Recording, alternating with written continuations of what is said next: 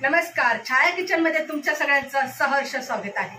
तुम्ही तवा पुलाव बघितला, मटका पुलाव बघितला। आज मी तुम्हाला बनवून दाखवणार आहे कढाई पुलाव। कढाई पुलाव मी माझ्या पद्धतीने बनवणार आहे। तो कसा बनवणार आहे तर ते नक्की बघा। व्हिडिओ आवडला तर नक्की लाईक करा, शेअर करा, सबस्क्राइब करा। कढाई पुलाव बनवण्यासाठी मी घेतलेले आहेत भाज्या।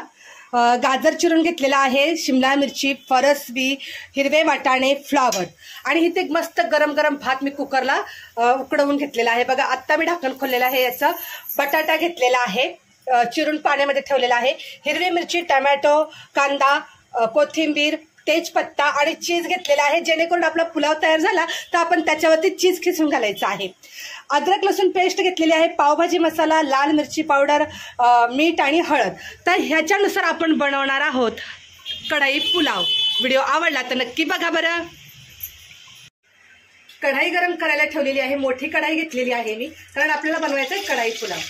तर आता ह्याच्यामध्ये मी तेल घातले आणि हे घेतलेलं आहे बटर, अमूल बटर मी ह्याच्यामध्ये टाकून घेते। बटर एकदम हे मेल्ट झालं पाहिजे तेलामध्ये। बटर छान मेल्ट झालेलं आहे। ह्याच्यामध्ये घालायचं आहे आपण तेजपत्ता।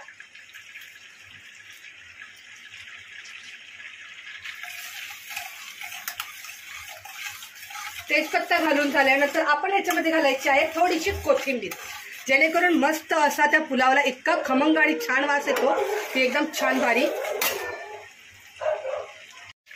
कोथिंबीर घालून झाल्यानंतर आपण घालायचं ह्याच्यामध्ये कांदा। कांदा चांगला हलका गुलाबी रंगावरती फ्राय करून घ्यायचा आहे। तुम्हाला जर टोमॅटो आणि कांदा उभा चिरून घ्यायचा असेल तर तो तुम्ही घेऊ शकता, आपल्या मनावरती आहे। बारीक चिरायचे की कांदा उभा चिरायचा आहे किंवा टोमॅटो उभा चिरायचा आहे, तुम्हाला जसे काप करायचे असतील तसे तुम्ही त्या प्रकारे तुम्ही काप करू शकता। कांदा हलका गुलाबी रंगावर फ्राय झाल्यानंतर आपण टाकायचा आहे टमाटर। अगदी इझिली आहे कढई पुलाव, मी माझ्या पद्धतीने बनवते।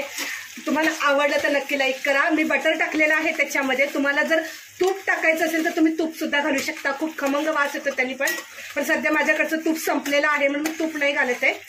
कांदा टमाटर व्यवस्थित फ्राय झाल्यानंतर आपण ह्याच्यामध्ये घालायचं आहे थोडीशी चिरलेली हिरवी मिरची।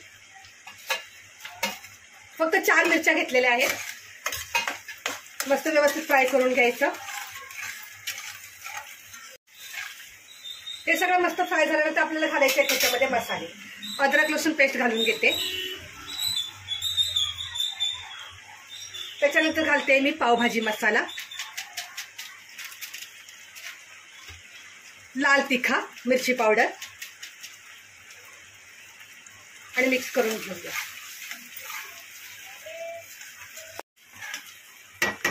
हा मसाला फ्राय झाल्यानंतर आपल्याला घालायची आहे त्याच्यामध्येच हळद।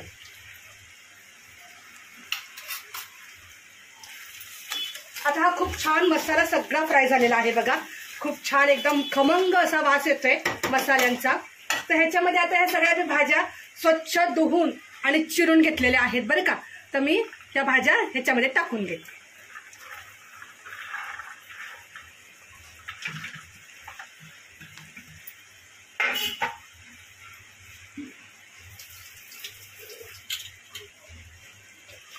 बटाटा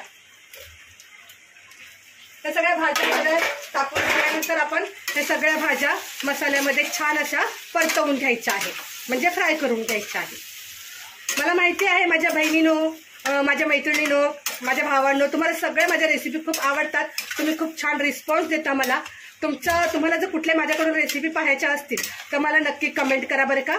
आता ह्या मस्त भाज्या फ्राय करून झालेल्या आहेत, तर ह्याच्यावरती घालायचं आपल्याला मीठ।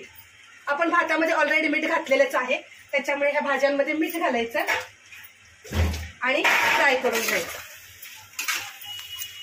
एक जीव सगळ्या मसाल्यामध्ये भाज्या फ्राय झाल्या पाहिजे। आता या सगळ्या भाज्या फ्राय झाल्या की आपल्याला ह्याच्यावर ठेवायचं आहे झाकण, जेणेकरून सगळ्या भाज्या व्यवस्थित वाफलवल्या जातील।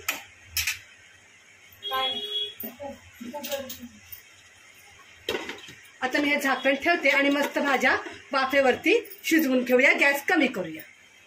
इथे सोयाबीन भाजणं चालू आहे आणि आपण आता एकदा बघूया सगळ्या भाज्या परत एकदा आपण व्यवस्थित मिक्स अशा करून घेऊया।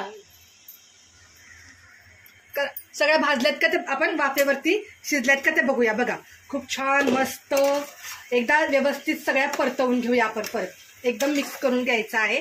तर बघूया आपण बटाटा नेमका बटाटा शिजलाय का वाफेवरती तो बघायचा. हा असा अजून थोडंसं बाकी आहे, तर आपण थोडा वेळ अजून ठेवूया.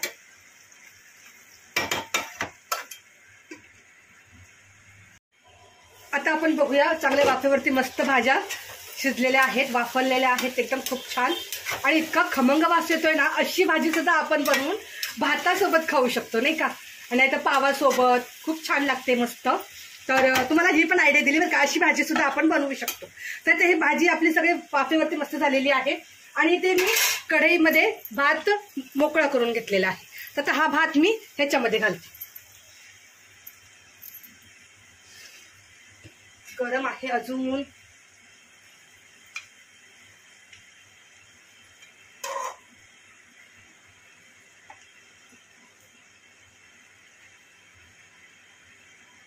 थोडासा ठेवते भात. आता हा भात मी सगळा मिक्स करून घेणार आहे. सगळ्या भातामध्ये सगळ्या पूर्ण भाज्या एकजीव झाल्या पाहिजेत मसाल्यासोबत. तर असा भात आपण व्यवस्थित फ्राय करून घेऊया. तर अशा प्रकारे आपला बनत आहे कढई पुलाव. तर तुम्हाला जर माझ्या रेसिपी आवडल्या तर नक्की लाईक करा, शेअर करा, सबस्क्राईब करायला विसरू नका आणि बेल आयकॉनवरती क्लिक करा पटापट, म्हणजे तुम्हाला नोटिफिकेशन येईल माझ्याकडून की आज छायाताईची ही रेसिपी बनलेली आहे. तुम्हाला कोणत्या रेसिपी माझ्याकडून बघायला आवडतील नक्की मला कमेंट करत राहा. तुमच्यासाठी छायाताई अवेलेबल राहणार. हे पारंपरिक पद्धतीने आणि खूप इझिली माझ्या रेसिपी असतात. तर बघ पूर्ण मी मिक्स करून घेते भात. हा बघा इतका मस्त खमंग वास येतो ना, मला तर खरंच खूप आवडलाय. तुम्हाला पण नक्की आवडणार. झाला आपला कढई पुलाव तयार, अगदी भारी आणि खूप मस्त. इतका खमंग असा वास येते की नाही, खूप भारी मस्त झालेला आहे.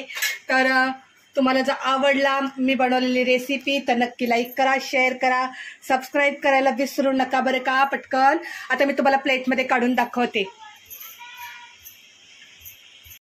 आता हा आपला कढई पुलाव तयार झालेला आहे. तर प्लेटमध्ये मी काढून घेते. मला तर खूप आवडला, पण तुम्हाला पण आवडणार. नक्की बनवून बघा आणि खाऊन बघा आणि कमेंट करा. हा बघा हा झाला मस्त पुलाव तयार. आता ह्याच्यावरती मी चीज खिसून टाकते.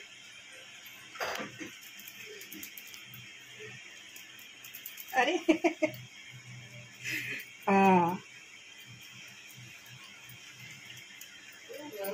मी एकदा हॉटेलमध्ये खाल्ला होता पुलाव. तर मी विचार केला, म्हटलं चला आपल्या हिशोबाने आपण कढई पुलाव बनवूया, म्हणून हे बनवलेला आहे.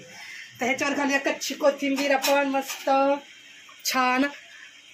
हा झाला कढई पुलाव तयार. व्हिडिओ आवडला तर नक्की लाईक करा, शेअर करा, सबस्क्राईब करायला विसरू नका.